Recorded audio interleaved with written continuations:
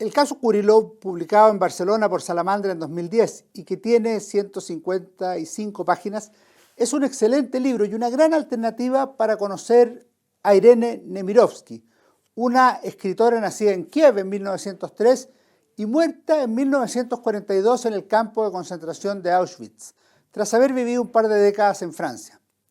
Fue en este país donde inició su carrera literaria y sorprendió por su precocidad y por su estilo, por la capacidad de trazar rasgos psicológicos de sus personajes, así como por abordar temas cruciales en la vida real y en la ficción literaria. Esto le permitió escribir numerosos y bien valorados libros, entre los que destaca, por cierto, Suite francesa. No obstante, hay otras numerosas obras llenas de interés, entretenidas, complejas, psicológicamente atractivas, con gran riqueza literaria. El caso Kurilov fue uno de esos libros que habían permanecido inéditos y que felizmente se recuperó y fue publicado. Comienza con el recuerdo de dos figuras, décadas después de los acontecimientos: Iván Baranov, hombre de la Fuerza de Seguridad del Zar, y León M., un revolucionario bolchevique, ambos involucrados en el caso Kurilov por distintas razones. A la muerte de León M. se encontraron los manuscritos de un libro autobiográfico titulado precisamente El caso Kurilov. Esa fue la forma literaria que escoge la autora para presentar su propia obra. ¿De qué se trataba exactamente? Los acontecimientos de esta obra están ambientados en la Rusia de los zares, entre 1903 y 1905, en un mundo político y cultural que comienza a derrumbarse, ciertamente basado en historias reales, en la Rusia de comienzos del siglo XX. El partido había decidido dar un golpe decisivo al zarismo, por lo que el joven militante, M., recibió la instrucción de asesinar al ministro de Instrucción Pública, Valerian Alexandrovich Kurilov. El encargado, como hemos dicho, fue el joven León M., revolucionario desde la cuna por sus padres, educado desde siempre para la revolución y que por lo mismo estaba disponible para lo que se necesitara. Esta fue la recomendación de un revolucionario más experimentado al joven y debutante asesino. Ya verá cuando note la bomba envuelta en el pañuelo o el revólver en el bolsillo del pantalón y contemple a todos esos parásitos con sus medallas y perifollos, el escalofrío que le recorrerá la espalda le compensará por todo. Yo ya he matado a dos. El régimen de los zares vivía momentos difíciles y ya habían existido atentados que incluso le costaron la vida al zar Alejandro II en 1881, en una época de cambios y de ebullición revolucionaria, tanto anarquista como comunista, en la juventud y en otros sectores de la sociedad rusa. El terrorismo fue una de las vías concebidas, no solo para matar personas, eso era lo de menos, sino para producir daños al régimen. León M. ingresó a Rusia con el pasaporte de Marcel Legrand. Procuró acercarse a la víctima prestándole servicios médicos. Con un acompañamiento cotidiano se fue a vivir a su residencia, que le permitió una cercanía de manera imprevisible. Sin embargo, de acuerdo con la decisión del comité, el asesinato debía ser público y con la mayor visibilidad, por lo que había que esperar el momento exacto y la orden respectiva para llevarlo a cabo. Así pasó el tiempo, que le permitió al joven atender y conversar con el ministro de Instrucción Pública, conocer a algunas autoridades del régimen e incluso tener a la vista al zar Nicolás II y a su esposa en una fiesta que ofreció Kurilov en su hogar.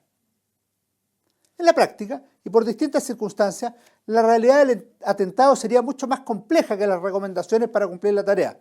Más todavía cuando vemos a un potencial asesino progresivamente humanizado, como han destacado muchas personas que han analizado esta obra, con una tarea dramática por delante. Por otra parte, comienza a surgir una confianza, al menos parcial, de Kurilov hacia Legrand, e incluso le pide consejos y opiniones sobre diversos temas, entre ellos algunos de carácter doméstico. En algunas páginas se desliza la siguiente fórmula que utiliza el joven revolucionario: mi pobre Kurilov, que ilustra algunos de los incipientes sentimientos del médico. La siguiente reflexión, que corresponde a un recuerdo en las décadas posteriores, muestra parte de lo que había acontecido en dicha relación. Creo que si más tarde supe dar algunos buenos consejos a los dueños de la situación y ayudarlos a gobernar su barco cuando acabó el periodo heroico de la revolución, se refiere ciertamente al triunfo bolchevique de 1917, y hubo que contar con Europa y las pasiones siempre despiertas de los hombres, se lo debo en buena medida a Kurilov. Mi viejo enemigo me enseñó mucho más y de un modo muy distinto de lo que imaginaba. En la trayectoria del libro siempre está presente la tarea final que se le ha encargado a Legrand: asesinar al ministro de Instrucción Pública. Solo queda esperar la resolución final, que llegó a mediados de 1905 a través de Fanny, el contacto del revolucionario, para un asesinato que debía ser cometido en octubre del mismo año. Entre medio pasan varias cosas, ciertamente. En todo ese proceso se pueden apreciar contradicciones de la vida y lucha por las convicciones. Existe ambición y vocación de servicio, compromiso con la causa y odio al enemigo, en ambos. Entrega absoluta y hastío, deseos de cumplir la misión o bien de abandonarla. Lealtad y traición, rebelión contra el presente y conciencia de un futuro esperanzador. Mentiras y una humanización que provoca dudas y reflexiones. La obra de Nemirovsky cuenta, como es habitual en la autora, con notables descripciones de los personajes, tanto desde el punto de vista físico como psicológico. Ellos experimentan una evolución en la descripción y en la comprensión, como ocurre con el propio Kurilov, el hombre que debía ser muerto, considerado feroz y voraz en una primera caracterización, donde le denominan el cachalote, pero que luego es pensado por Legrand de una forma más matizada y humana. Piadoso, escrupuloso, cobarde y prudente. Era incapaz de los actos que le reprochaban, aunque tampoco fuera un hombre de costumbres intachables. Detrás de un sustrato político y social aparecen las cuestiones más humanas y los intereses más íntimos. Las certezas del pensamiento y acción propias de los revolucionarios, por cierto, también del régimen de los zares, se van transformando en múltiples matices, dudas, que anuncian un final que, si bien es previsible, resulta insospechado y en buena medida sorprendente. Obviamente no les diré cuál es ese final. Lean el libro, no se arrepentirán. Nos vemos en nuestro próximo comentario de libros en BioBio TV. Que estén muy bien.